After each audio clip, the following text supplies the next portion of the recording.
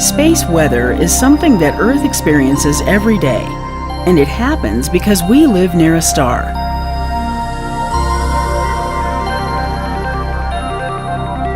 Out in the countryside near Boston, Massachusetts, scientists at MIT's Haystack Observatory work to understand what happens to Earth's ionosphere and our technology when the sun stirs up a little space weather.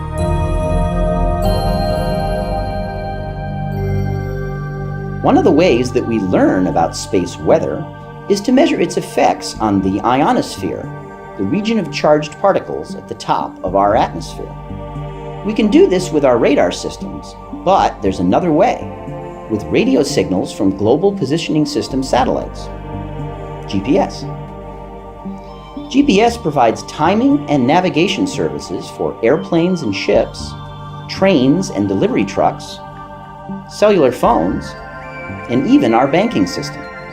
The satellites provide time code based on their internal atomic clocks. GPS ground receivers also have internal clocks, and they compare their own time with the time code from each satellite they see. They can calculate distance by taking the speed of the signal they receive and multiplying it by the time it took to travel that distance. Each receiver sees multiple satellites, which allows it to calculate its position very, very accurately. Dr. Anthea Koster is one of my colleagues here at Haystack Observatory. While I study ionospheric changes using our big radar systems, Anthea does the same thing using GPS technology. She is very interested in what happens as GPS signals pass through the ionosphere, particularly during space weather events. I recently sat down to talk with her about her research. So Anthea, why is space weather so important when we're talking about GPS signals?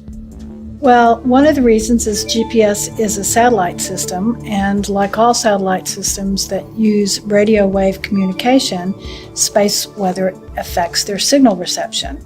And the reason for that is that they have to be able to detect their signal from the background noise. Now, GPS signals are relatively weak to begin with, and during some very large solar flares, the background noise level on the sunlit side of the Earth can be raised quite dramatically, especially in the L-band frequency range where GPS operates. When this happens, GPS receivers have a hard time picking out their signal in the background noise environment, and GPS receivers have been known to lose lock on multiple satellites at the same time. And when this happens, it can impact your navigation and timing. During space weather events, our big radars often detect very large changes in the ionosphere which affect communication systems. Does GPS have problems as well during these periods? Yes, and that actually brings us to other impacts that space weather has on GPS. One of these effects, which happens when the ionosphere is changing very, very rapidly, is called scintillation. And when the ionosphere is scintillating, GPS can lose lock on several satellites at the same time. Another important fact has to do with the relation that you mentioned earlier, and that is that the distance is actually a function of the time that between when a signal left the satellite and when it's received by the receiver, times the speed of light. But actually, it's not traveling. The radio wave is not traveling through the ionosphere at the speed of light. It's slowed down by the ionosphere, and we have to take that into account.